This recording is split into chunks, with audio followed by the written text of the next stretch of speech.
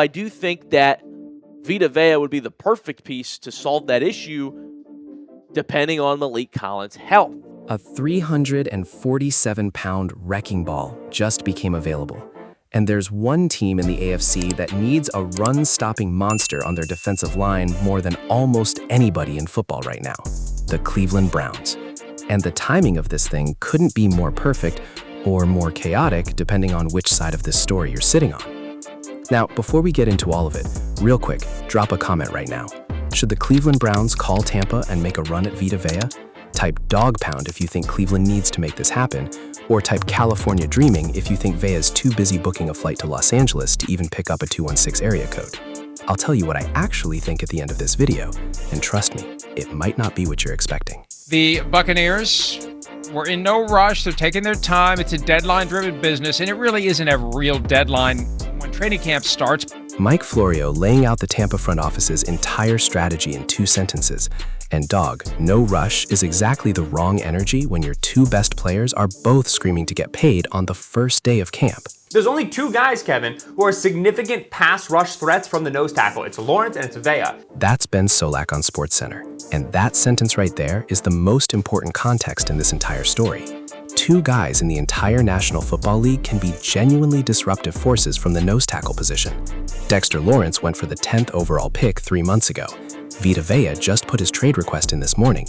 The market for this specific skill set has exactly one name left on it, and the bidding war is about to get ugly. Here's the full play-by-play of how this thing went down, because it didn't just blow up overnight. The Tampa Bay Buccaneers had Vita Vea locked up on a contract that runs through this season at $17 million. Vea showed up to mandatory minicamp, did the bare minimum, held in, the NFL's version of a soft protest, and made it clear he wanted a new deal before camp. The Buccaneers, per their front office track record, took their sweet time.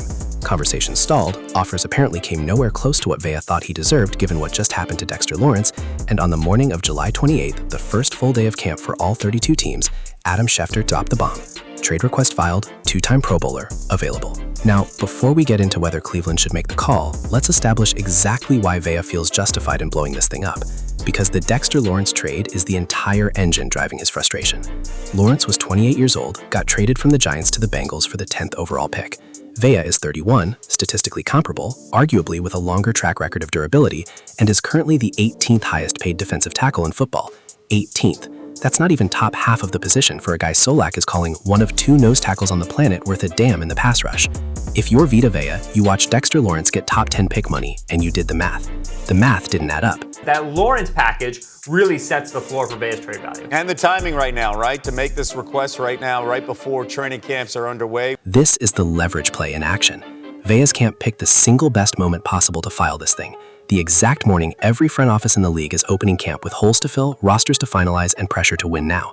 He didn't drop this in March when everybody's got time to think. He dropped it when 32 teams are all in panic mode simultaneously, and somebody's gonna blink first. Tampa's side of this argument isn't nothing though. Vea is 31 years old, heading into his age 32 season by February. For defensive tackles, guys who take full speed contact on literally every single snap with no plays off ever, that number means something. The Buccaneers have watched enough football to know that 30 is a real cliff for the position, and dropping guaranteed money on a guy past that threshold is how you end up in cap hell. Chris Jones was a better player than Vea, and Kansas City still flinched when it came time to pay him. Tampa's not wrong to hesitate. They're just wrong about how they communicated it, which is why their guy is requesting a trade on day 1 of camp instead of heading to the practice field. I don't think Vita Vea is in the class of those guys right there. I don't. I think he's a notch down. You know, you could argue, yeah, he's not top 5. Maybe you could sit there and go top 10. Chris Sims isn't wrong. Vea hasn't been a top 5 defensive tackle in a while, and the Buccaneers know that. But here's where this stops being a simple contract negotiation and starts being a story about Tampa Bay's entire roster blowing up at once. Because Vita Vea isn't the only tie in that building with a grudge right now. Baker Mayfield, franchise quarterback, Super Bowl winner, arguably the most important player on that entire roster, is in the exact same position. Final year of his deal, extension talks going nowhere, and sitting right on the edge of his own version of this exact conversation. Tampa Bay's front office is currently playing poker against 2 of their best players simultaneously, with training camp having just kicked off. That's a table you really don't want to be sitting at. You hold in. That's what he did during the mandatory minicamp, and we'll see if he does that during training camp and whether or not he gets the new deal or whether or not he gets traded. That's the real question now, Dawg. Does Vea keep his foot on the gas and hold out of actual camp, which costs him game checks and escalates the whole situation? Or does he show up, give Tampa 100%, and hope a contender swoops in and gives him what he wants on the back end. The Brandon Ayuk comparison that Florio threw out is real. Ayuk demanded a trade, held in, showed up anyway, and eventually got his bag while staying with the 49ers. Most of these things work out, but most of these things don't start on day one of camp with the quarterback also sitting in the same uncomfortable chair at the same time. So now let's go full Cleveland, because this is where the story gets genuinely interesting for Browns fans and genuinely frustrating at the same time. The case for making the call is actually pretty compelling. Mason Graham was the 5th overall pick last year. Andrew Berry uses premium capital to build the defensive line. That's just who he is. The Browns were reportedly in on Dexter Lawrence before Cincinnati blew them out with the 10th pick. Malik Collins, who was the engine of Cleveland's run defense, is injured again and coming off a season-ending hit in Week 13. Without Collins in the lineup last year, the Browns got gassed by the Tennessee Titans in a game they had no business losing, and a rushing defense that was top 5 through the first 10 weeks turned into a liability overnight. Jared Verse is there now after the Myles Garrett trade, but Verse is an edge rusher. Nobody on Cleveland's defensive line right now does what Vea does inside. Eats blocks, demands double teams, holds the point of attack on first and second down. The fit is clean.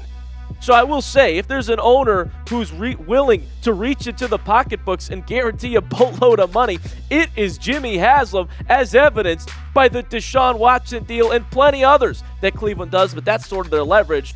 That's the most Brown sentence ever said out loud, and it's both a selling point and a warning label attached to the same franchise. Jimmy Haslam will write a check. The whole league knows it.